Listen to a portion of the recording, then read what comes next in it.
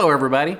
Just when you think you're finished with your quilt top and the idea of binding a quilt has you handcuffed, then have no fear. Today's show is a masterclass on hopeful, exciting, and downright creative binding ideas from some of the best teachers outside the big house.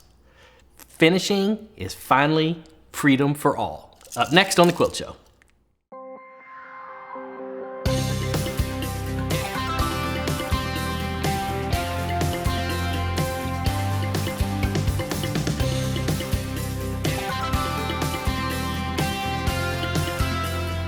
And now, your hosts for the Quilt Show, Alex Anderson and Ricky Timms.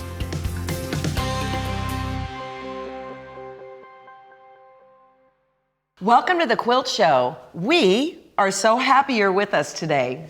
You know, bindings are rarely part of any quilter's favorite part of making a quilt, and yet they are so important. So we pulled together a masterclass show on finishing and binding techniques by quilters who have really mastered this part of quilt making. Yeah, in this show, we're going to start with more straightforward bindings, and then we're going to move into some bindings and finishes that are elaborate and jaw-dropping. So in this first segment, we will show you 3 different quilters that will have you start thinking about bindings in a whole new way. Now, this is kind of a fun thing for me. This is dealing with binding strips or any kind of strips whenever you have to make them longer and you're putting them on the 45-degree angle. Yes. This is something I've never seen before, and it's perfect. Okay, so I know a lot of people like to do this method, and this is what I saw in a book when I was first starting out, and you put it like this, and then you draw your little line and you sew along it, but I never could get those to actually open up and be, I would inevitably do it the wrong way, and I would be coming down like this, or you know, coming up. The edges didn't perfectly line up. Yeah, they just didn't work. So what you do instead is you fold this up at a 90-degree angle. Let's see if I can get that to pop up. There we go. Want to pop up. There we go. Move these out of the way here. And you're just going to check and make sure that's your 90, okay? And then you're going to crease it. You can see it's already been creased here. We're just going to crease it at that 90, okay? And then you're going to take your handy-dandy Elmer's glue. I love, love, love glue. This will not hurt your quilt, I promise, but you have to use Elmer's. Elmer's is just water and starch. You know, grade school kids eat it. I don't actually recommend that, but you could. It won't hurt you. What you don't want to use is anything that has other chemicals in it, or like the purple disappearing. The purple disappearing, if you apply heat to it, will turn your quilts yellow. So you have to have the clear, okay? And you're going to run just a little thin bead of glue, okay? And then you're going to take, and you notice I have both wrong sides up here. Okay. So I'm going to just take it over here, and I'm going to line it up.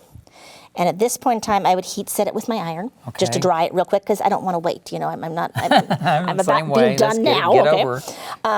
And you want to use a dry iron, because if you're using a steam iron, you're kind of defeating the purpose of trying to make the glue hard fast, all right? And you can see, we know it's going to be perfect because it's glued. Okay, so we know exactly that that's going to be exactly the way we want it to be. Okay, and then we're going to open it up, and you can see this was the crease here, and I just opened it up and sewed right along that crease. Right on that crease. Right along that crease, okay? And then once it's sewn, you're just going to pop it open, okay? That's just popping that glue joint. And I'm going to press it and trim it, and when it's done, it's going to look like this one. And you did press open your seams. And I did press open my seams, yep. And look at that on that side. And you get absolutely perfect. I think that's a great tip. I know just about every quilter has had to do with this situation, and that glue tip so that you see it before you sew it is super. That's great. Now, we've got to put this, if this is binding, on the quilt. Yes. And I have the situation of I'm sewing around the quilt, because this is the typical binding with the French folds on the corners. And then you've got to come back and join those at the middle. And it's like, well, where do I cut it? And how do I make it fit? Yeah, and they always give you these instructions like add 2, subtract the width of whatever and stuff. And I inevitably, I would mess that up. And I didn't like it. All right, let me bring these over. Let's actually turn them around there. The other thing I want to mention here is I'm actually using a single fold binding. I love, love, love single fold bindings. Now, a lot of people like double folds because they say they're stronger. Well, yes and no. It is stronger because it's 2 layers, but the top layer is going to wear out just as fast as the bottom layer would. And you're not going to want it with the first rip, so there's really not a whole lot of point. And plus, if you do that, you save half your fabric, so you can use it again later. I like that. And with the single fold, I try and be accurate, but some days I'm more accurate than others. And with a double fold, when you sew it on here and you flip it around to the back, you're kind of stuck with wherever you're at. If you didn't quite make your strips exactly the same, you're kind of stuck where you're at. With a single fold, because you're folding it, you can adjust it, and you can slide it in more, you can slide it in a little less. I've done this a lot, Okay. and it's a little bit more delicate on the edge too. So. It is. You don't get quite as much of the buildup and bulk, and I really like the way that looks. But so we're going to do the same thing with it, okay? So we got all the way around, and we have our two halves here, and we're going to fold it up, okay? And we're going to... Do you need this? Well, you don't have, but that's what I usually double check. I've done enough of these that I can eyeball them and pretty much be sure I'm at 90 degrees. But if you want to make super sure, then you just put your little ruler up there and make sure it's 90 degrees, okay? And then we're going to do the same thing here. And we're going to run us a little bead of glue, okay? And we're just going to put that down here.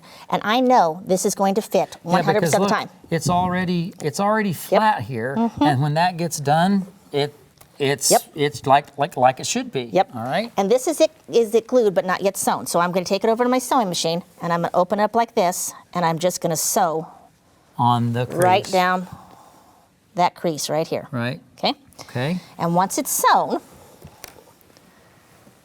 then, and this one's sewn, we're just going to pop it open the same way, okay? Yep.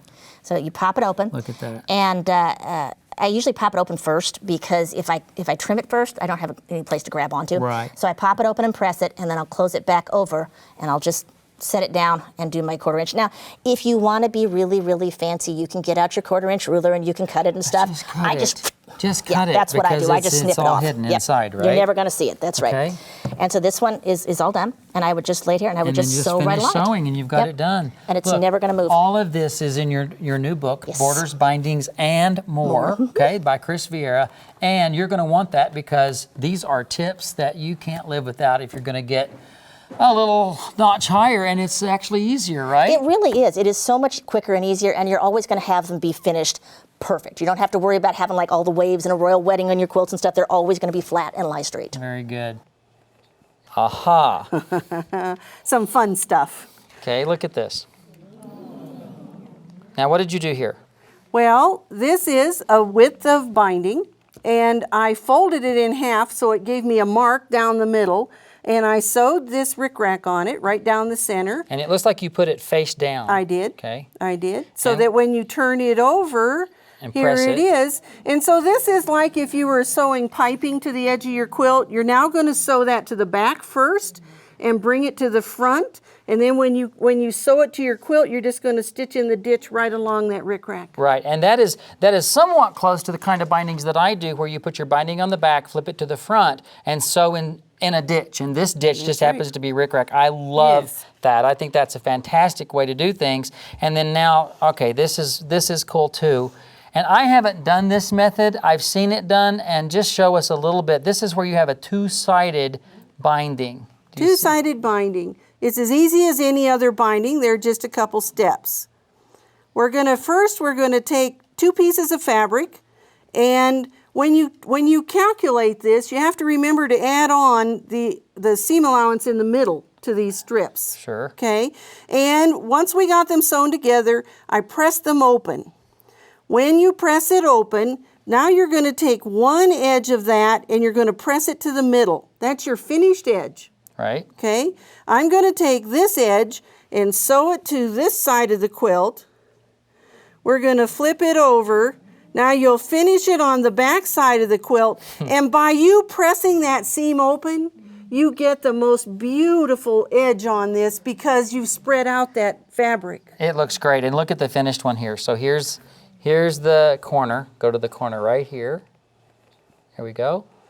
And there's the other side. I think that's great. When I Now teach you? classes, this is the aha moment. It is the aha moment. Yes. We are going to learn about continuous bias binding, and I used it in particular on this quilt. I don't always use bias binding, but when you have these interior corners, you really have to go with a bias cut Yeah, well, to get it to lay nice and To flat. me, okay, this probably everybody knows how to do, but this, forget it. Oh, this is not that hard, especially when the angle's not that sharp. It's not as hard as it looks. So that's what we're going Yay. to learn how to do. And let me just show everyone, is this just as cute as it gets with the little 3-dimensional flowers and all that too? All right, so it is bias binding. Yes. You've established that. Now you can cut it the traditional way where you just cut continuous bias strips, but what I like to do is start off with a big fabric square. This is only 20 inches. I would normally start off with a 36-inch or 40-inch square if I was doing a whole quilt, but just for demonstration purposes, this is 20 inches. You take the square and you cut it in half diagonally. Okay, get your little bias cut. Whee! Yes, and you pin it together, and this doesn't show as much in this print, but if you had a directional print, like a stripe, you want the stripes running in the same direction on both pieces of fabric. So they both should be running down. So these are the two halves, and if it were a stripe, just so I get it in my brain right, stripe, stripe, stripe, stripe, stripe, stripe, Yes.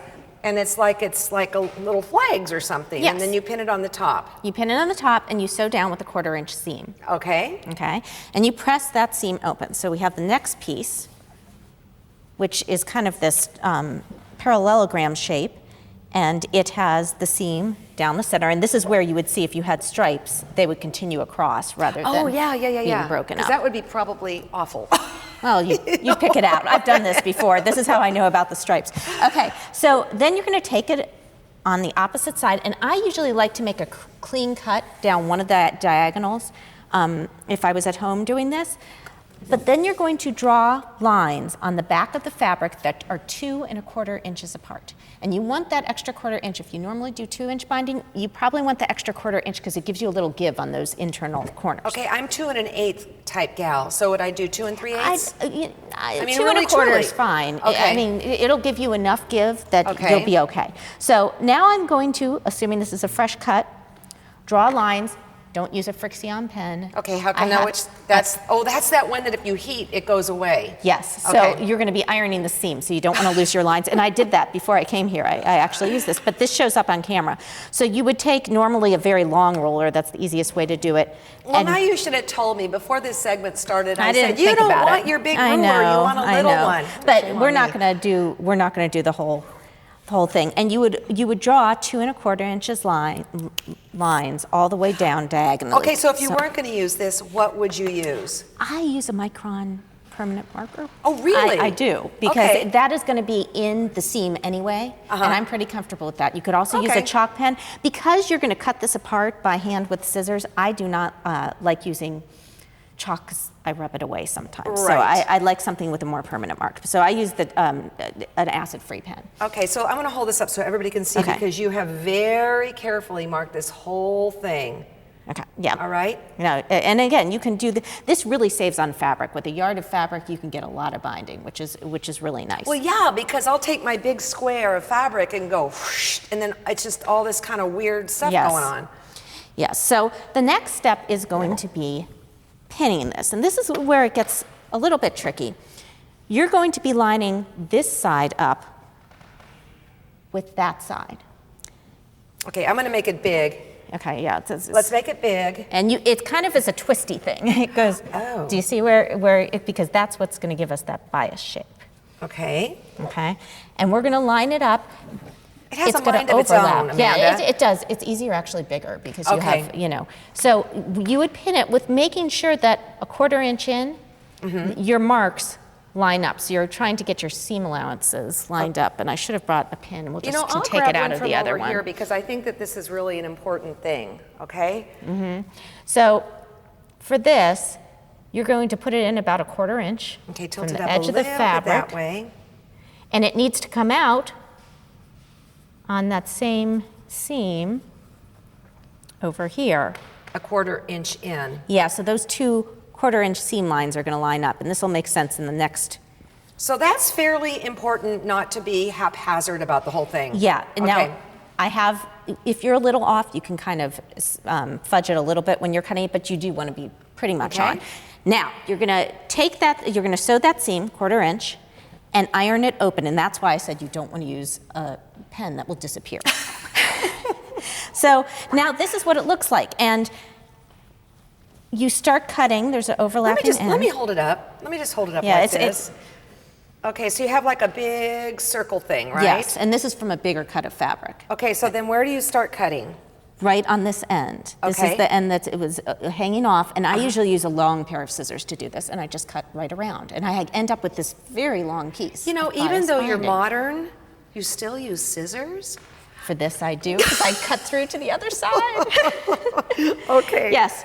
So that's the next step. So then we get a Scissors. long These are piece scissors. of bias binding. These are called scissors instead of rotary cutter. Yes, I yes. love it. Yes, and long ones. Yeah.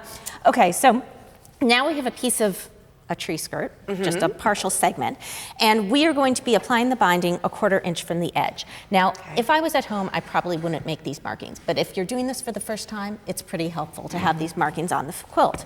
So you line up your ruler 1/4 inch from the edge, and this sewing line with the line where these intersect is going to be your stitching line. And as soon as you draw that, I'm going to hold it up to the camera, Yes. okay? It actually, I think we have one here where you can see it a little bit. And I usually go around the whole quilt and do this all at once. Okay, so let's hold this up. Yeah. So you So can the see. whole thing, don't get lazy and try and shortcut on it, is what you're saying. Yeah. You get comfortable sewing because these are your pivot points where the lines intersect, and you'll get comfortable sewing on it where you really don't need to do that, but I find it's very helpful. And I the want to first point time out you do too it. that you took your 2 1/4 inch strip and of course ironed it wrong sides Yes, I should have together. said that, Okay? yes. Okay. So this is a piece that I've started applying. If you're applying bias binding to something that has a irregular shape, you really want to start on a long flat edge. Oh, okay. Don't start on the inner curve. Okay. I think that's probably an important tip. Yes. So as you come up, you're going to come down this straight curve, and you're getting to an exterior corner first. So the first thing I did here is I stitched all the way down to that little intersection, and I actually looked under. You can kind of peek under and see if you're at about You the know right what? spot. I want to get Rob in here with the camera because this We're is gonna- really important stuff. So come on in. You're now going to be a quilter. How does that sound? Okay. Okay, we're actually going to do a concave corner first. This, I came down the straight edge with a 1/4 inch seam allowance, and I came to that first pivot point, and I backstitched a few stitches and stopped, just Okay. like I would traditionally do an outer corner. Now I'm going to fold this back, just like I would traditionally do a corner, and then fold it down. And this is where I'm going to start quilting to my next corner.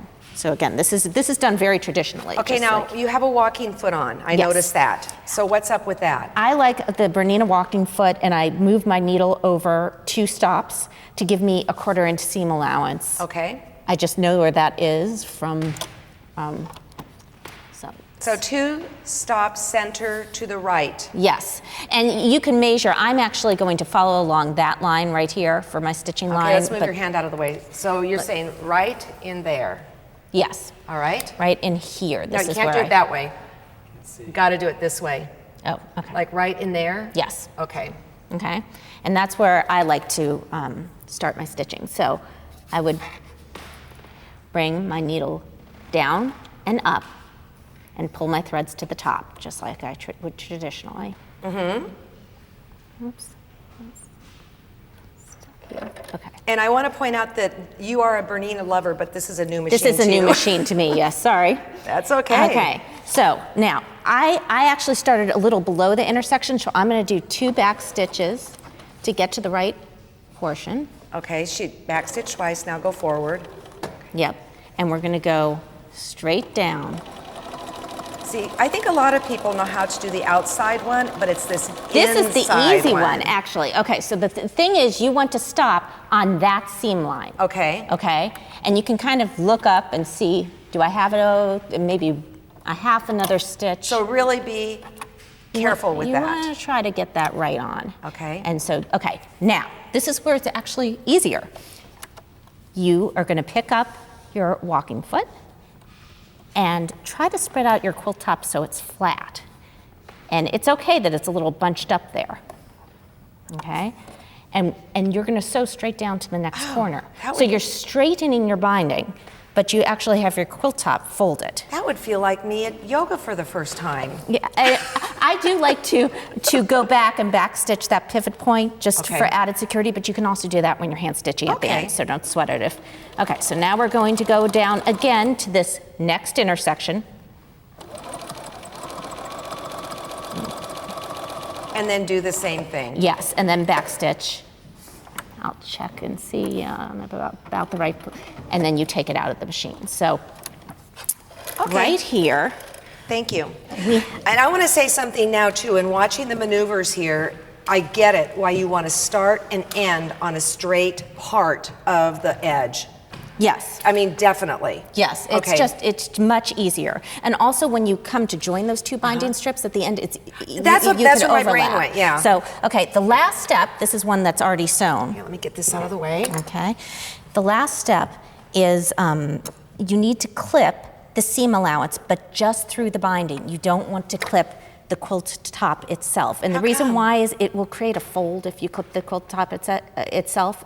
If you don't clip the quilt top, it really will lie flatter. You just want to get that seam allowance. So, you know, I would not have done that. You just saved me. Yes. So see how instead of getting that fold there through the fabric, it's going to lie nice and flat. Okay, I'm going to have you tip it just a little bit more, Okay. or I'll do it for you, okay? Okay. Like that. And point out what you were saying.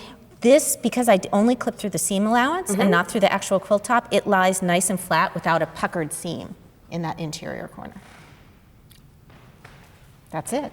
I love this. I absolutely. Not that hard. You know, I've gotten email from people saying, how do you do this zigzag? And I'm like, I don't know. I don't have a clue, but I could answer now. Yeah.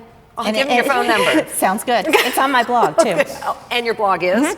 Amanda Murphy Design. Nice, nice. So, what do you think, everyone? Pretty nice, pretty cool, huh? And really not scary. No, it's not, but don't try it with straight grain binding because it won't work well. So try the continuous bias. Big tip.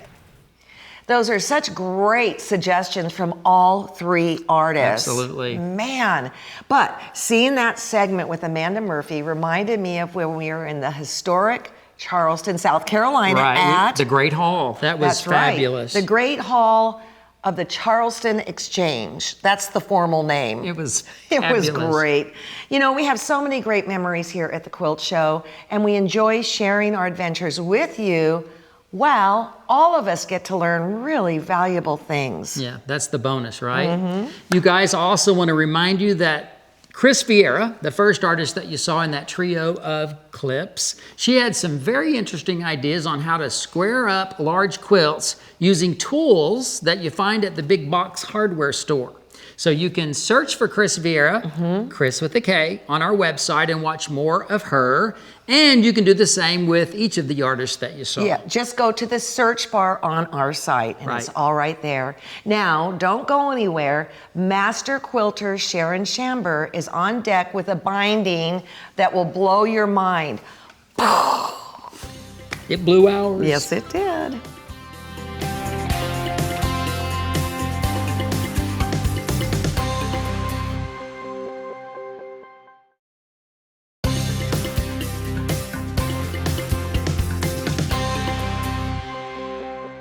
Welcome back. Nothing about Sharon Schamber's work is ordinary. It is all extraordinary. You can say that again and again and again. Yes. Her quilts really are exquisite, and she often invents tools that help her make these award-winning quilts. So you can say she's an inventor too. Yep, and we're about to see her bonded binding technique. She invented this for bindings to make them last longer, plus they look amazing. You may notice in the clip we're about to show that just off to the side in the background is the late Tom Russell, who has been on the show. Yeah, he was a guest. Yes, and also a dear friend of Sharon's as well. Plus, Sharon's dogs, Emma and Sadie. Her work will captivate you. Take a look. We're going to do a technique that I've never seen before. And Sharon, you said this is a fused binding technique. And I'm actually dazzled by it. So just start from the beginning and tell me how it works. Well, it's actually called a bonded binding. And the reason for the bonding is it actually holds it so you can control it. And it helps the binding to last longer, so it makes it more durable. So we're going to go through the whole process. But to start with, we need to actually start with how do we make it in a bias? Because a lot of people really don't understand how binding works. And binding needs to go around a quilt, hold it square, but actually be alive. So you never want to cut binding on the length of the fabric. You only want to cut your binding on cross grain or on bias. And cross grain is a little stretchier than straight, and Yes. also the bias is, of course, loosey-goosey.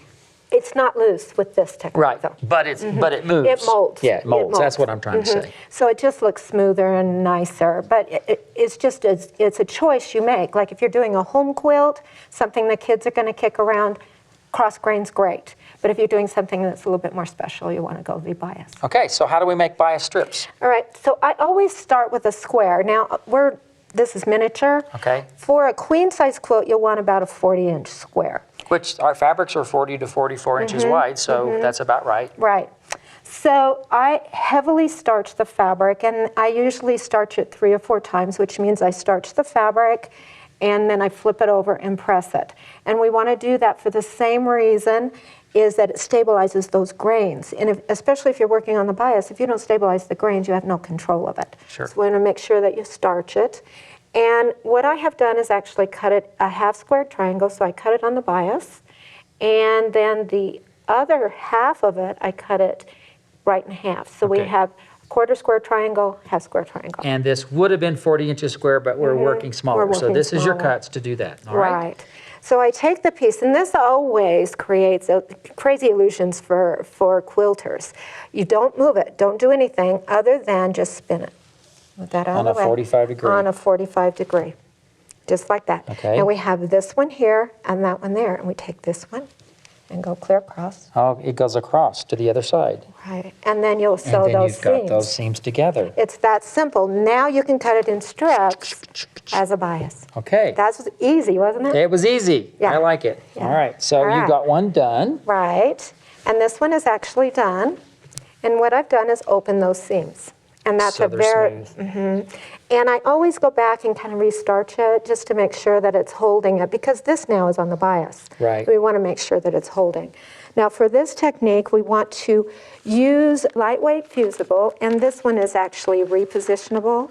So it's sticky. It's sticky. Okay. And you want to place your fabric on that and set it. So now it's like this. So this one side would come off and get pressed down and ironed? And pressed, And yes. pressed. We want it ready.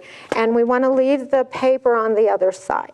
Okay, so here's the fabric side. There's a seam. I see it. Right, right. Now I've cut a few strips off, but at this point we're going to cut a strip at 1 3/4.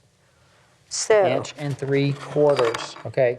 is that a little shocking? No, yeah, I'm just Normally I'm they're- just saying the measurement because I don't want to forget it. Yeah, normally they're at 2 or 2.5 inches. With this particular technique, you don't need that much. So we want to cut it at 1 3/4 and Okay. just strip them off. All right. We have these 2 strips right here. All right.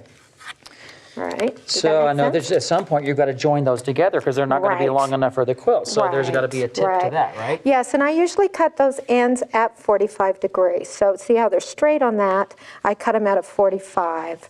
And while the paper's still on it, you want to sew those seams. If you take the paper off, it actually sticks to the bed of the machine. So you Okay. want to leave the paper on when you sew the seam. And you want to backstitch at the ends so it doesn't come apart.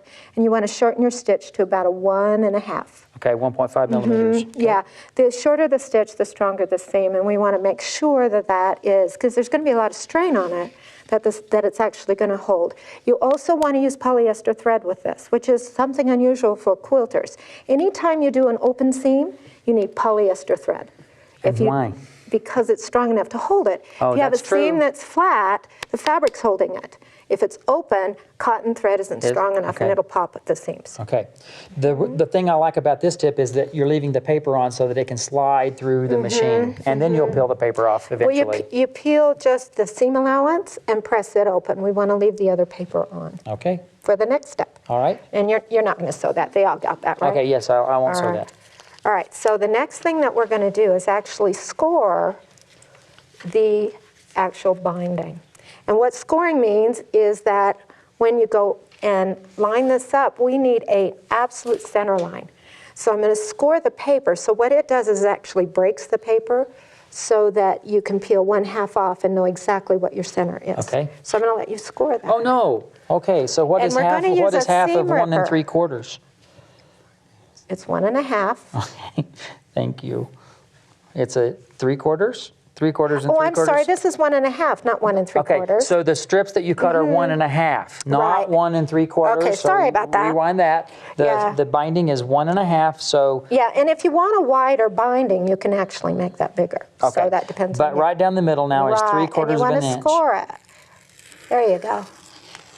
And I'll go ahead and come down here. Boy, you're challenging me today, Miss Sharon. Oh, Because I well, want life's to good, do isn't it right like you. Okay. There you go. All right, so I want you to, Does that look like that's that's okay? good. You're good. So tear the paper off one side. It doesn't matter which one it is. And you marked it right in the center, right? I did. Are you sure? Oh, well, I thought I did. No, you did. I was teasing you. I thought I did. Don't mess with me. I'm nervous enough. All right. All right. So what we're going to do next is actually turn one of the edges back and match the center. all Just right. like Would that be pressed? Yes. Let's do that. All right. So I'll Okay, grab that. I'm going to correct you if you don't Oh, mind. okay. Yep. Of course I do. I want to be corrected. Do it this way so you can actually see what you're doing. Duh. Yeah, so the fold needs to be towards you. All right. And And then do I you- go right to the Yeah, you've got paper? to make sure you're really accurate with that. Okay. It's an important part. The good thing is that I don't have to really use this particular one on. And this is what, sorry, I'm No, but I got interrupting. my iron on the fusible right there. But look what, I got a shoe. You didn't need to worry about it. Yeah. So, all right. So The worries anyway, go away. You won't scorch your tables either with that shoe on there. I'm going to use this. My retreats are going to be different now. Okay, well, they'll have to go to my website to get the pattern. They will. They will. They'll go there. There you go. All right. So All there's right. that's what See happens how to that. easy that was with that shoe? Okay, All right. pull the other side off. All right. And I'm going to guess you want me to turn around this way, Sure. right? To do that, and I'm not going to actually do it because for the sake of time, you get what we're doing because, yay, Sharon's so smart. I did one That for is ya. all there. So there's the strip. Right. Okay, what's Now next? what? So because we did one side first, then the other side, they're not perfectly centered anymore. And that's an important part. So the line's not perfectly centered. Where the actual edge is, what? Can you see that? Yeah, but how did that happen? It just does. It's the thickness of the fabric Okay. that creates that. So when you fold it back over, can you see that? What I'm trying to show now is the fact that this.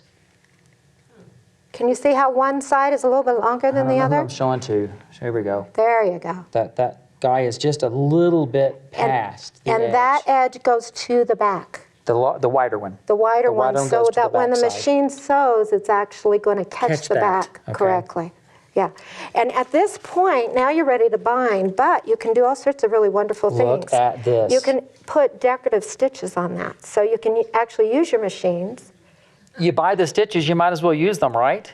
Yeah, Yeah. and you know how Gorgeous. quilters really don't use those decorative stitches enough, I don't think. All right, so now it's time to bind the Now quilt. he's scared.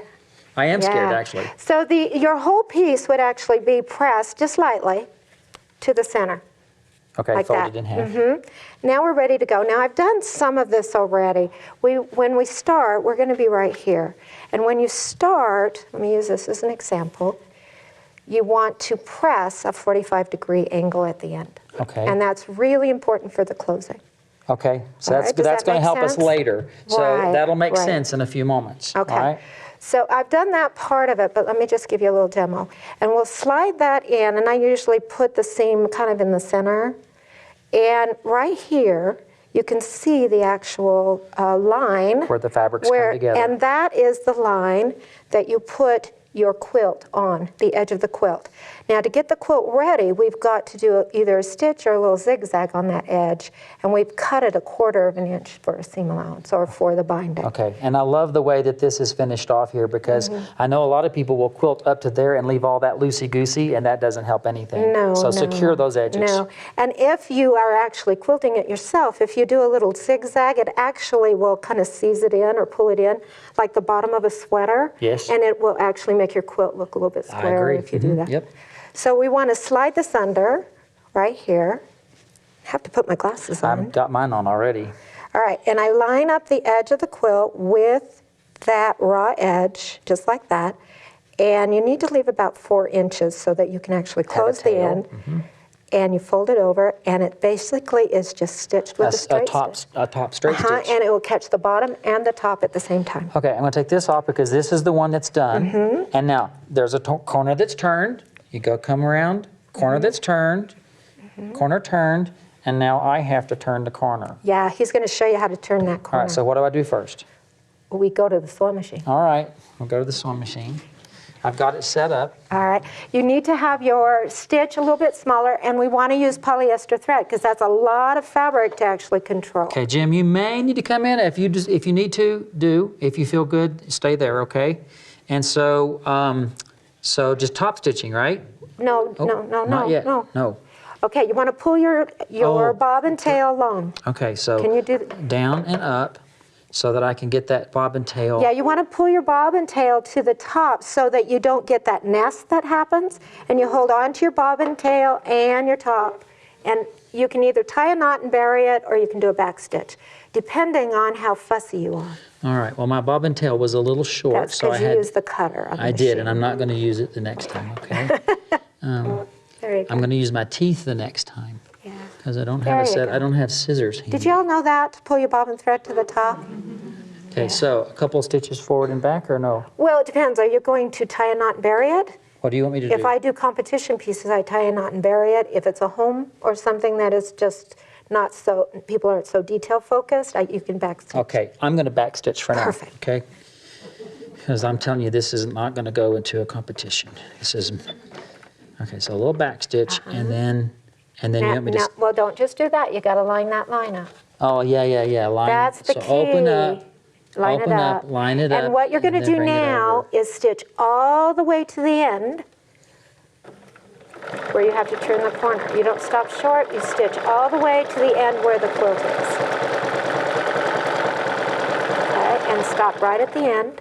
Is Okay. it right at the end? It and is. back stitch. Back stitch, okay. Yeah, you've got to back stitch when you do bindings. You Okay. can't just leave All right, it. I'm going to raise that up. Okay. Raise my foot, and I'm going to take this out. Perfect. Like I said, I'm going to take it out. Don't laugh at me. All right, so, And all right. see how it's locked at the end? Yes, it's locked. Okay, then you want to open the whole seam up and slide the back over and miter the back. So I'm going to turn that back There you go. to that area right there. Uh-huh. I see I've got a little tail that I may not have to be able to worry too much That's about okay. with. Usually I trim those off. Okay. You want to borrow my scissors? Well, yeah. I don't have a problem with that because I do. Thread tails mess with my quilting zen. I say that all the time, but it's true. I don't like thread tails. Yeah. Okay, so this gets folded back. Right. Can everybody see that? Okay, yeah, so that's getting folded back. What's next? And then what you're going to do is pull your bobbin thread up. You line your needle up to where the miter's going to hit right there. Okay, and right. pull your bobbin thread to the top because you Now- don't want that. I'm just telling everybody, I've never done this before, so I mean, Well, I'm Sharon's... the only one that's ever done this Yeah, but I before. mean, yeah, because it's your invention. All right, you see what he's doing? Put the needle in the down position. Okay, is it lined up right now? I hope so. Okay, I think it looks good to me. I believe it is. All right, what you want to do is do 2 stitches forward and give it a back stitch. Okay. And get back where you started with. 1, 2, and then And go back. back. All right, he needs to stop for a second. I want to show him something. Can Did you show see me? how it was kind of fighting just a little bit there? Yeah, If you take just one of your scraps, can you lift up the foot? I can. And now put it down. And you've just bridged it. Oh, I see what you're saying. So Yeah, that would give so, some little, okay. uh-huh. So Does now that how make do I sense? tuck this guy in? Well, you need to use a stiletto All right. So, and just tuck it in. all right. You got it? I'm going to tell you, look, everybody, if this doesn't look great, you understand He's I've never doing done it for the fabulous. first time, right? All right. I know it's Do you challenging. not use a stiletto? I do, but I've just never done There this you go. technique before. Okay. All right. Let me move that out of the way. There you go. All right. Okay, and you want to sew just a tiny bit, not very much, because we're going to close that end. Okay. There you I know. go. I know everybody's is probably not breathing out there, and I'm not either. So I'm just doing a Okay. little bit, and then well, a little back bit more. I stitch. think I'm No, going to not much. Okay, back Okay, stitch. back stitch. Yeah, and now we're going to go back to the pressing surface to close the end. All right, and Got it? There you go. oh my! First of all, where's those scissors? Those Oh, crazy I'm going to put them scissors. back on. Sorry. Thank you, because That's crazy good, isn't it? everybody, I don't know who's got this, but I'm going to show off. That's how easy I can it hear a is. little bit of applause out there. Thank you very much. Okay. All right. All right. That's now. the easiest binding. Isn't that crazy cool? Yay. Yay. All right. So now then the finish. We're not going to actually finish, but give us the details of how we finish. Right. This is the hardest part for binding, is that closing, because you really don't know what to do. Now remember, we pressed that little bit, you know, right here to get that 45. So I'm going to slide that under right there. And it's that distance that's hard to get. Did that make sense to everybody? Yes. So I've got this here, and I'm just going to slide this one under, just like that. And can you see how I've got the distance right? Yep. Because it's going to You fit. might wanna- It's going to fit, yeah. So we take a little bit of the glue and put a line of glue right here. Right there. And then that gets glued in place, everyone, Right. once Not it's dried. pinned. Yeah. Well- Once that's dried, oh, you're going to press it. Yeah. That's even Why smarter. would we take any Yeah, time? of course, I agree. 100%. Why? Why waste time? Well, you do have to hold it long enough. Sure. Oh, But another trick, I don't know if you know this, but your irons, if they're plugged directly into the wall, they're hotter than if they go through a power surge box. I didn't know that. You didn't know that? No. Yep. So you might want to do that if you remember to unplug them. But since that's now glued in place, Right. you've got the crease of the 45-degree angle, and that's your Which stitching line, is so that. that you can stitch it Right there. and cut that off, and then finish doing Yep. your and tails. close it. Alex, I swear to you, I couldn't breathe during that segment, right? Because we were taping and it was amazing.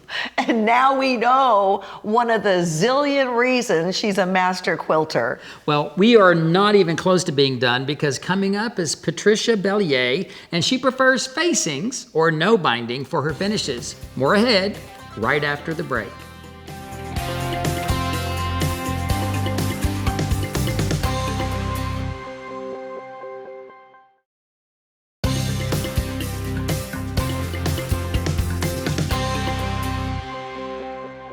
Welcome back. Patricia Belyea has centered her business, Oaken Arts, around importing vintage Japanese textiles and leading tours to Japan. One of the ways that she likes to finish off her vivid yukata cotton quilts is with a finish treatment called facing, which really looks like there's no binding at all. Watch this. Patricia, you do face a lot of your quilts. Explain a facing versus binding in case somebody hasn't heard that before. Well, a facing means you're not going to see the finishing on the front. We'll get to that. You do put it on the front, sew it on, and you pull it to the back. And I used to be a binding teacher, and I would teach people the 5 ways that you could get messed up doing double fold French bindings. And people would find it challenging. They're finishing their quilt. Well, this is really easy, and it's fun, and it changes your whole project. You add a design element to your quilt. I think that's the thing. I think that you need to look at the quilt, and it'll tell you whether it needs a binding or not. I think it would disrupt this because of this bold going on here. So I'm going to take this out from under just because it's so busy. So this is a very simple facing. We could call it the potholder facing, but I want you to see that this facing has a top and a bottom that go over the sides. This is what I call courthouse columns, the simplest facing. So we're going to... I'm feeling negative about the way I've taught facing in the past. Oh. Because this is so fantastic. The way I do it, the corners are a pain in the patootie. Oh, we will have no problem. I So know. we've got a little bit bigger pot holder here, and we're going to work on what Patricia would do to face this. So I want to say that some people don't realize this. Once they're ready to put on either their binding or their facing, they have to make it stay in control. So you've done everything, you've stitched it, you've trimmed it. You want to stitch 1/8 of an inch from the side. Because if you don't, when you're getting over near your corners, you know everything wants to slide in. So this is ready to go. And we're going to face it with this fabric that we saw over here. The back of this. I want to see the back. It's a very fun, this is abstracted Japanese characters. And Okay. do you want to know what it says? It says, Master Bath Maker. This yukata would be worn by the attendant at the public bathhouse. He's wearing signage. That's fabulous. I love the red and white love pattern. that. So I'm going to, will you pass me The ruler? my gridded ruler? Now, Okay. in Japan, gift giving is really important. When I go to Japan, I have one suitcase filled with Gifts to give away. Mhm. And when I was here today, I was given this by Alex. Thank you, Alex. This is a Quilter Select. She tells me it will not slip when I go to use it right here. And that's great Get because this out of the way. Yeah, it doesn't. I usually put a suction You handle. got something like a I had suitcase on the top of your I have a safety suction handle usually on my gridded rulers. So the yukata cotton we talked about is 14 inches wide, and I've cut this yukata cotton in half, but I didn't really measure it, I just cut it in half. I'm gonna work oversize. Okay. Because when you're making facings, especially facings on big quilts, you start getting long strips. You ever noticed on long strips, they get out of control, they get wonky.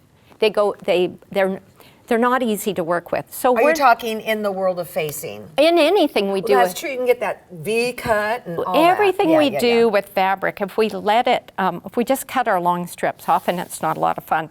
So I'm going to make my facing by taking this fabric, and I'm not going to have it the correct width. Instead, I'm going to have it wider than I need.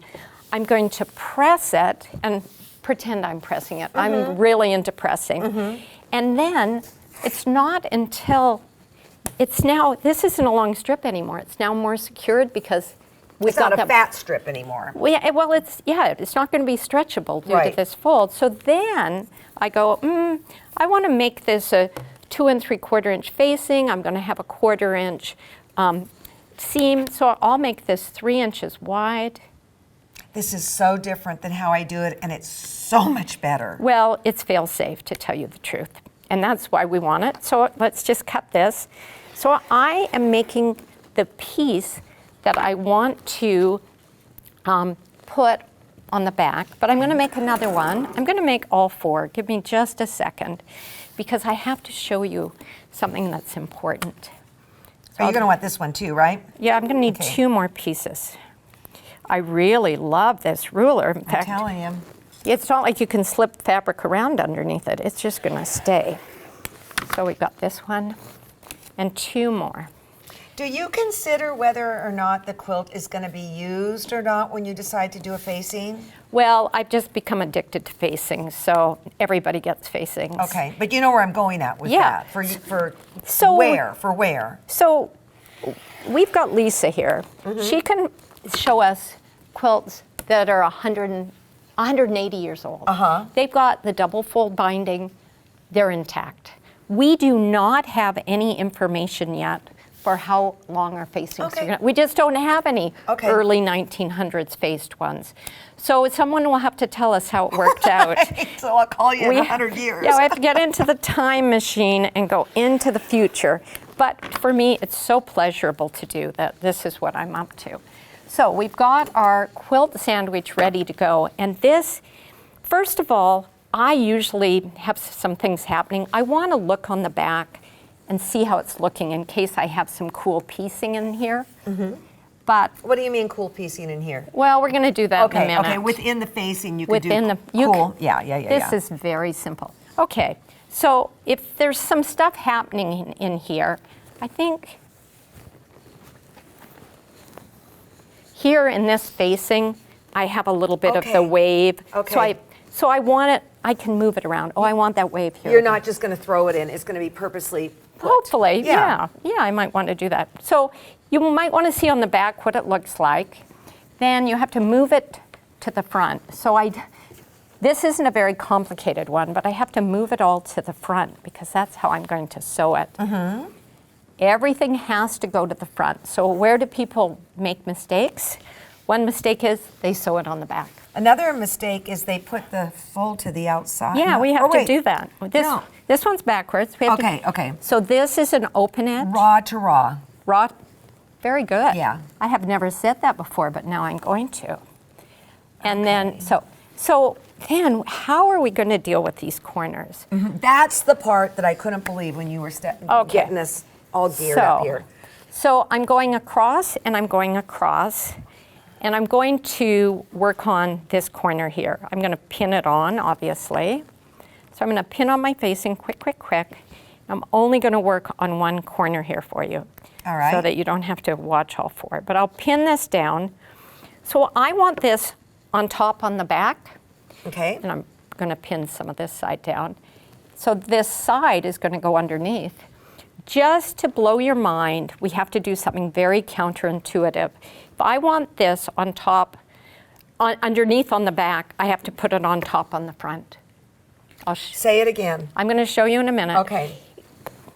Do you see how this yellow goes underneath the red? Uh-huh. So if I want the side to be underneath the bottom on the back, under the bottom when it's faced, when I'm putting this facing together on the front, it has to be on top. Okay. I'm going to show you that though, and it's going to make sense. So I'm going to cut off this. This piece doesn't need to go all the way to here. It just needs to go past. Right now, everybody's hearts are kind of going, I don't know about this. It's going to work. Yep. It's going to work. So here we have, let's take a look. We've got what's going to be the red. It's this piece here, and we have sitting on top of it. I'm sorry these aren't different colors for us, Alex. That's okay. But we have a problem. This is hanging out. Uh-huh. Let's get rid of these. They're going to go everywhere. So what we do to prep is we have to trim. Watch out for pins, Yeah, right? I know. I think you're okay. No, you weren't, I don't think. I know, thank you. I have to pull back a bit. Unless you want to put on a new rotary blade. You know, I did put a new blade in here so I'd be fast for this. Thank you. So for me to go forward, I've done three things that people have to think about. I placed it on the front. I have our base going across, but it's closest to the bottom, and then this is folding on top. What I'm going to do next is I'm going to do that on all four corners. I'm going to stitch around it with my walking foot. Quarter inch? Quarter inch. Okay. Because this stitching was 1/8 of an inch. Right. But the most important thing is when you get up to this corner, slow down and double check that don't go too far, that you're a quarter inch. If you're not quite at the corner, but a whole stitch will take you too far, dial down your stitch length. You want exact. You want it. You want a sharp. Okay. You want a sharp turn. Okay. And then you keep going. 4 sharp turns. Okay. So look at what we have here. I've done it. I want to go I think You want to see your dragon going the right way? So we have stitched, and we can see that very sharp corners. Well, the next thing we need to do is we need to prepare to turn it. So we're going to clip the corners, clip our corners. So we're going to clip our corners. We're going to press our seams, but we're not going to do that here today. You'll end up with this. And then when we go to turn our corners, do you have a tool like this? No, but I think I'm going to get one. Well, they don't exist anymore. It's vintage. Okay. These were made probably in the 70s, but well, there are a lot of turning tools. There's other tools. Yeah. For some reason, it must go along with my Japanese vintage fabric, but I have this vintage tool. So did you see what I just did? I pressed it, but not here. I'm going to turn it, and then you're going to get to see that thing underneath. I'm going to poke out my corner. Now, you ever seen people who get so upset because they pushed out their corner with their ripper and they ripped it? Oh, they get a hole in it. Of course. Yeah. We don't do that. R&K has a good tool. Okay, look at what happened. So this was on top, and when I turn it to the back, look at that. It's underneath. It's like a magic trick. This is fabulous beyond measure. And fabulous. That was simple. And then I hand stitch it. Yeah, I would be ironing it all the way, but then you hand stitch it down. Here's a trick. You've got this other one here. Stitch this down, stitch this down, and then come back, because you can't really get underneath it to stitch. Right. So let's take a look at some of the other ones. I love this. Okay. So here's the front. Yeah. I don't even know what to say. I love this. So this fabric was woven and then dyed. It's a little, this is the yukata more like we're used to seeing. And the quilt was made with little inset lines. This quilt is from my book, East meets West quilts. Okay, so see, we've got one of those Yes. right there, and they're just perfectly offset. So this is a designer facing. Okay. We've got something different on the sides because why not? And then we have some details, and look at this. That's that wide. This is this wide. Do whatever you want. Have fun. Now this one is, let's look at the top real quickly. Oh yeah. But This- I want to show the back, because people, you're going to want this fabric. I mean, that's just fact. Look at that. So these are blocks. This quilt is called Making Do, and I was using I'd run out of a blue and white fabric. I'd go find another one. There's 2 different florals. So I wanted to use this yukata cotton for the facing, and this is the width of it. Maybe I took a little off the sides. This would be the limit for a facing width. Because what's going to happen? It's going to get too puffy. Right, It because just it's not get quilted. Nothing stitched Right, through. right. So. Now this is one last little quick neato trick. So this was our example last. Yeah, made with cotton, I Right, remembered, right. so now I can give it away. So now look at this. This is bordered. So the way we do that is I've stitched together 2 fabrics, and then at the ironing board, I had a ruler nearby. I pressed it so I showed 1/2 inch. And believe me, when I was working on this, Alex, there was more fabric. I did this pressing, then I cut you the trimmed strip, it. Then you and trimmed then it got involved. So you get this very bold finish. Now you could make it halvesies. You can press this any way you want. It's all so much fun to recognize that you're going beyond the quilt top. You get to think about your back, and you get to think about your finishing. This is just absolutely wonderful. Alex, those are beautifully faced quilts, and I don't know about you, but I like to do a fair share of facing myself. Sometimes it's just what the quilt calls for. Me too. Listen to your quilts. They're talking to you. Sometimes a whisper, but they're there. So still ahead, we have 2 more quilters whose bindings you do not want to miss when we come back.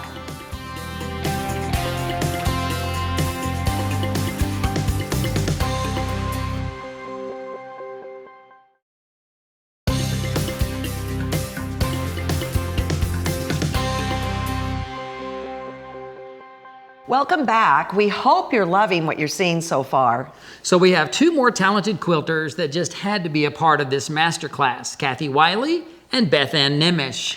Let's just say that they're racking up awards here and there for their incredible quilts, which of course include edge treatments that are over the top. First up, we have Kathy Wylie with her hand-tied scalloped edge. We met her on location in Sisters, Oregon. That was so much fun. Yep. With her gorgeous creations gently flapping in the outdoor breeze. Watch this.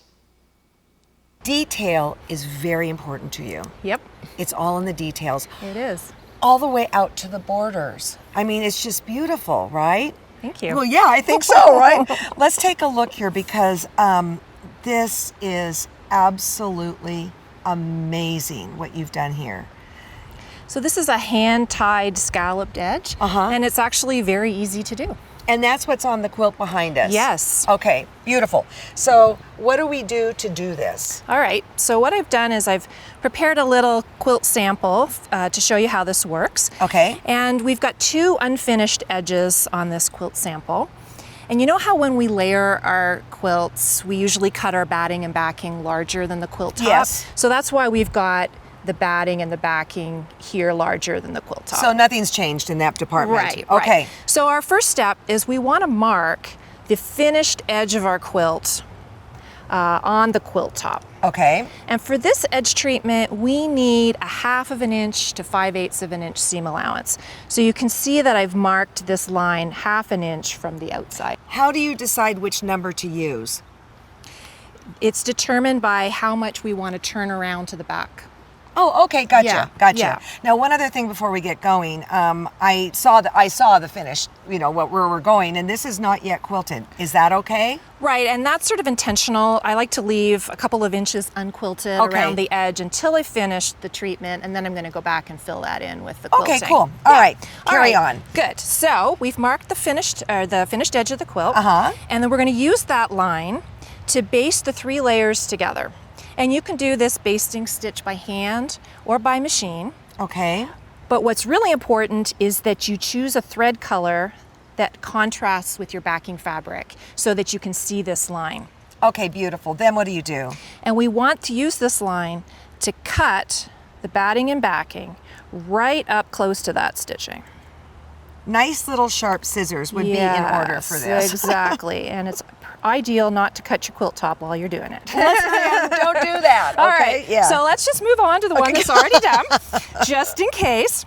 So yeah, now you can see how the batting and backing has been trimmed right up to the edge. I mean, it is really right there. And let me ask you this, as far as the stitching here, it would seem to me you'd get better results by doing it by hand.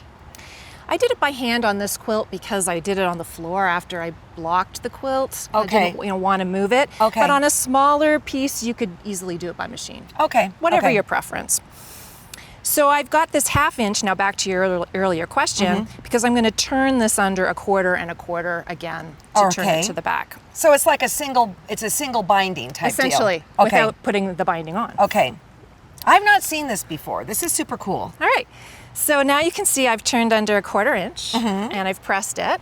And I really want you to see how I did these corners. Okay. So can you see how I've turned that Yes. under Yes. right 45-degree angle to the corner? Yes. And I've pressed it and I've trimmed it. Perfect. And what that's going to allow me to do, when I go to turn it the next time, do you see how I'm going to get a really nice miter in the corner? Yes. I can live with that, All right? Yeah. So that's the next step then. We are going to now turn the remaining 1/4 inch, and we're going to stitch this down. Again, it's a single fold binding, This basically. is just like stitching a binding to the back of the quilt. But we're basically creating a faced edge on the front. Right.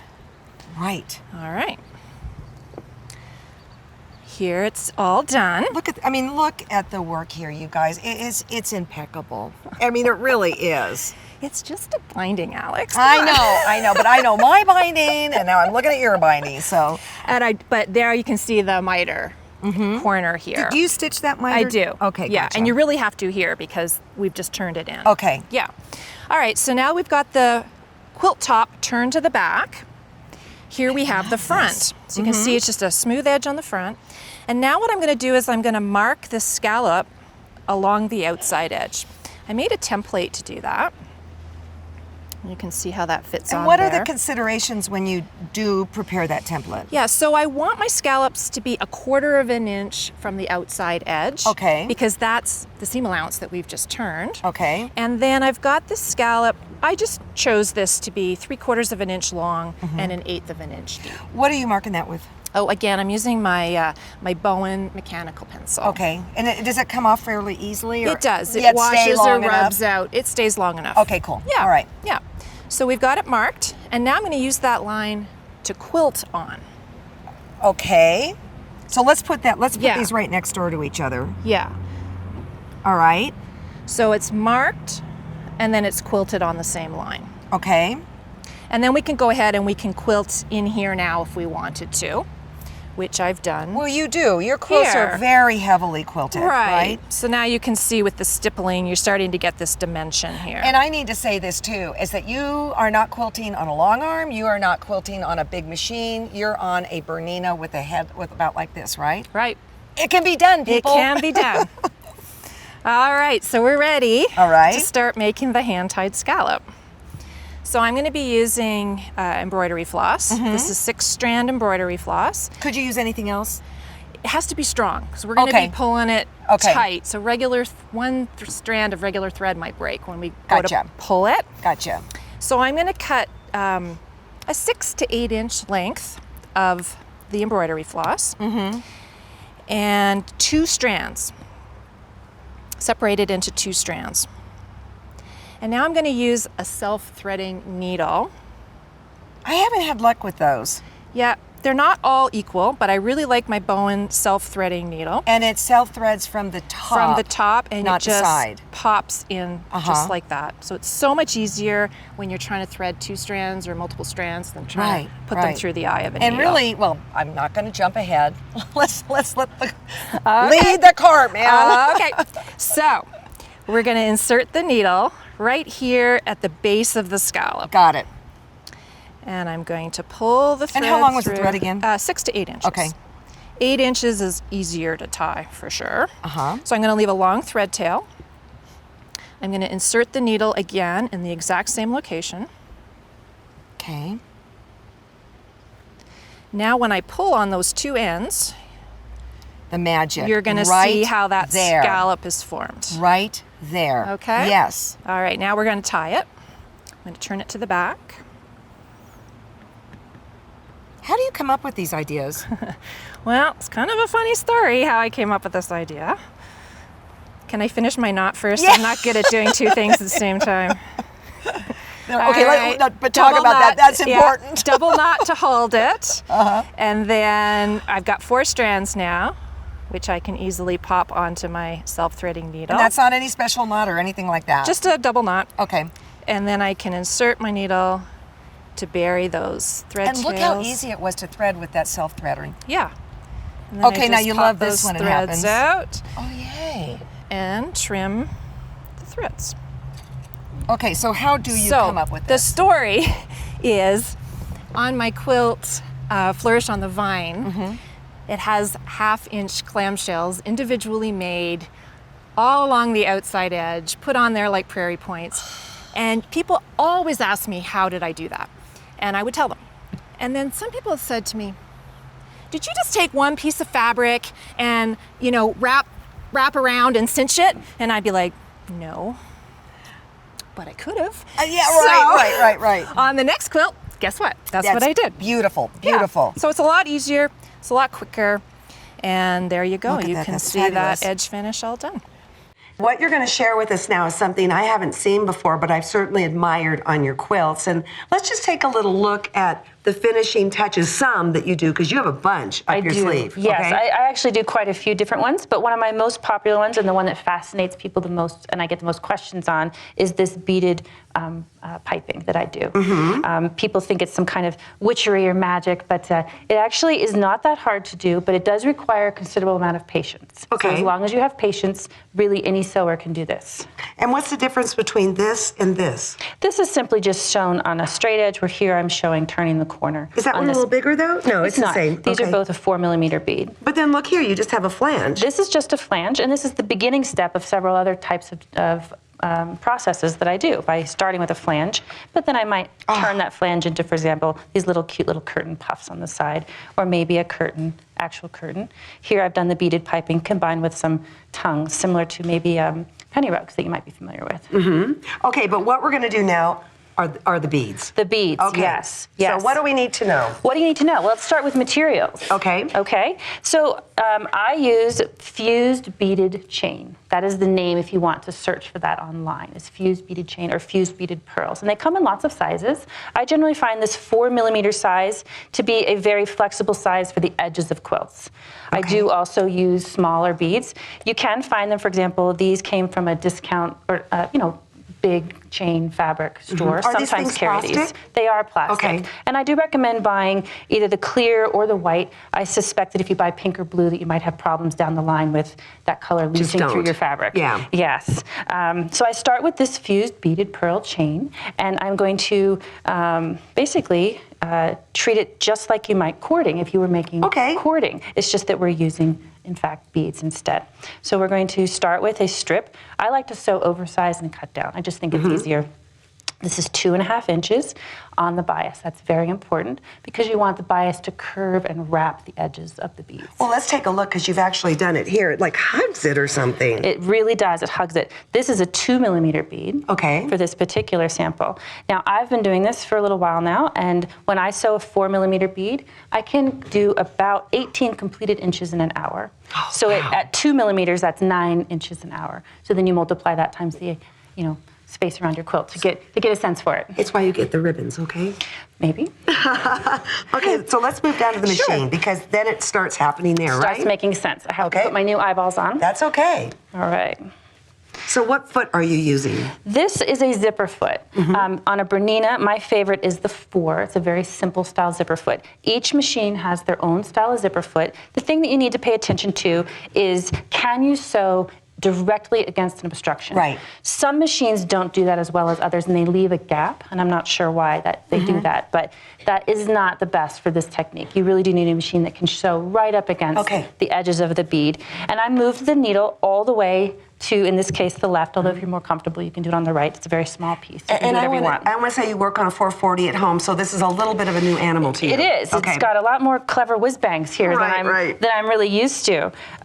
So I want to have the needle go up. I want the needle out of the throat plate. It is. Okay. Yep. And I'm going to go sew down. You said press on my foot, right? All right. I can make slide control go slower if you want. Okay, we're set. So basically what I want to do is I want to have the needle and the machine foot pressing very tightly against the beads. And I'm going to control that by angling my beads sort of into the needle so that they're really forcing their way around the edge of the needle. So I want to get really tight. Okay? It's not like when you're sewing an actual zipper.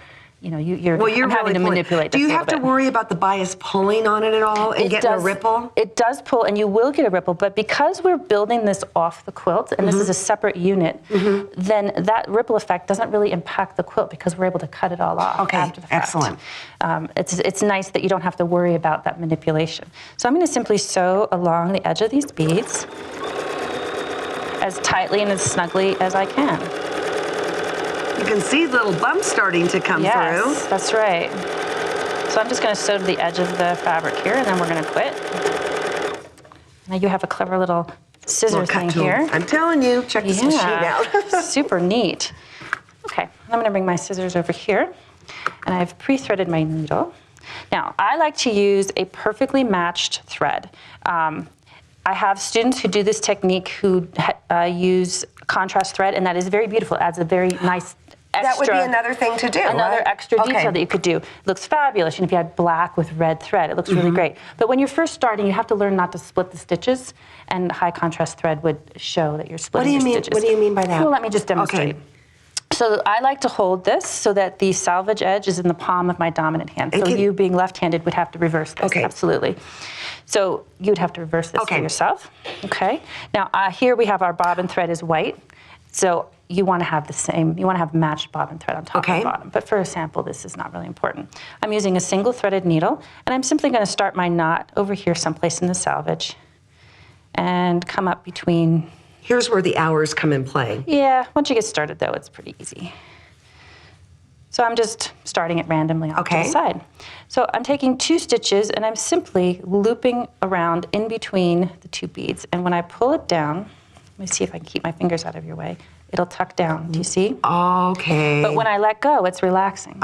So every stitch has to be 2 stitches. The second stitch acts as a locking stitch. Is that the split the stitch thing you're talking about? So yes, if you're doing 2 stitches, but then to travel between beads. So there we go, that's nice. one. Okay. But now I want to go to the next one. So I'm going to go exactly in where I stopped, and I'm going to press my needle along the edge of the plastic, staying between so it doesn't come out on the other side. Okay, so I've traveled in between. And I want to aim for exactly at a 90-degree angle between these 2 beads. Wow. So if you miss that and you come out too soon, your thread will fall between the 2 beads because that's where the valley is, and you'll get a strange angle. Okay. So you really want to shoot for getting it exactly between beads. And oftentimes you can hear a little pop. And you want to use a really high strength thread. That's what I was wondering, yeah. I'm using a polyester designed for the embroidery and long arm industry. Is that Isocord? Mine is Isocord, but many of the companies have wonderful threads. But the main thing is they have good stretch. They don't like to break. Cottons break easily, and that's very, very frustrating. Well, you know, the thing that's so wonderful nowadays is there are so many wonderful threads out there for different applications. And I am using also, I like the high sheen because often I'm using silk, and that matches the sheen as well. So I'm going to sew another one for you. And then I'd like to just talk about maybe a little tip on, I think that some people, when they first start doing this, their tendency is to want to go all the way to the sewing line, you know, to catch that. But if you do that, what happens is you pull the sewing line up into, and let me just do one kind of wrongly, is that you're going to pull that sewing line up, and it's going to create a little U underneath it in the bobbin thread. And so that when you install it into your quilt, what will happen is your bobbin thread will peekaboo, and you don't want that to happen. So in fact, what I'm doing is I'm aiming right there above, just slightly above. Now you do teach a lot. I do. I teach this Is this a lot. a favorite? This is my most popular class. it? Because everybody can do it, because everybody has a domestic sewing machine that has access to a zipper foot, and everybody can do this. And I don't say everyone who wants to make a show quilt. This is for when you want to add a little special detail to that wall hanging, to a little special project, and it's very accessible to anyone. Even though it looks very, very hard, it really does just take time. Well, now that you're working on this and this has a special home it's going to go to. Yes, so my plan is to send this particular piece to the Houston auction for next year. They asked me to participate last year, but they asked me just too late in my schedule, and I couldn't do it. So this year I planned ahead a lot more. Well, I can tell you about 4 people in this room are going to be overbidding on this quilt. I can tell you right now. I took elements out of one of my other show quilts and I sort of redesigned them, and I thought, well, I'd kill 2 birds with one stone and make a little step out for you here. So here on this first side is I've trimmed the quilt to where I want the binding to end. All right. This is the finished size of the quilt. There's 2 lines here. Unfortunately, they are in blue on green thread fabric, which is hard for you to see. The first is 1/4 inch, and that represents where the binding is going to be. And I use this as a registration mark, and I'm using glue, and I use an acid-free white glue.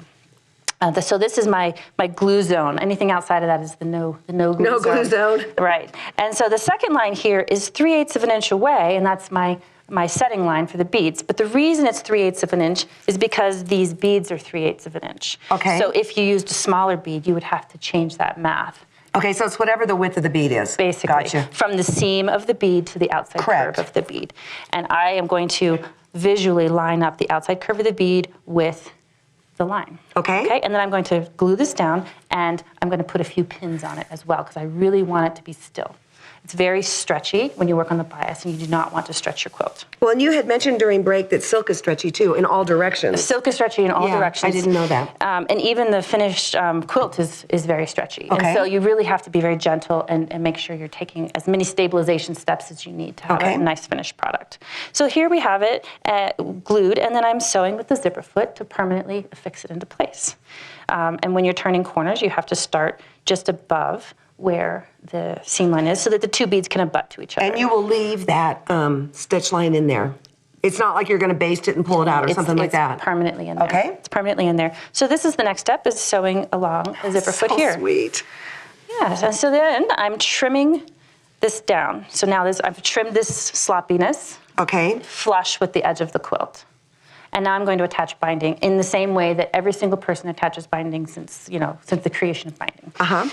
Except that because I have this obstruction, I need to be careful not to stretch it. So again, I'm going to apply glue, and I'm going to glue this binding on and put a pin right here. So and using the zipper foot again. Use the zipper foot again and go right along here. Oh, man. And so then, just like any turned binding, flip it to the back, and now you have a finished binding on that side. Okay, what do you think? Take a breath. Take a breath. So, you guys, I bet you weren't breathing either during that segment, because both Kathy and Bethanne's work is so stunning. Truly, I think it's safe to say the devil's in the details. We hope you've learned something today, or perhaps you've taken something that has inspired you and given you some ideas to try something new for your finishes and edge treatments. And we want to take a moment to thank all the guests on the show today: Kris Vierra, Bonnie Browning, Amanda Murphy, Sharon Schamber, Patricia Belyea, Kathy Wylie, and Bethanne Nemesh. Just a reminder that besides the full versions of each of these artist shows, we have more than 400 episodes right here at thequiltshow.com with many amazing artists. The artists that we've featured in this Masterclass show are standouts when we were taping, right? Which brings us to the big finish of the show. We believe that you can pretty much learn something from every TQS show because we do. Yes, right? we do. And that's why we say it's a new day every day. Thanks for watching, everyone.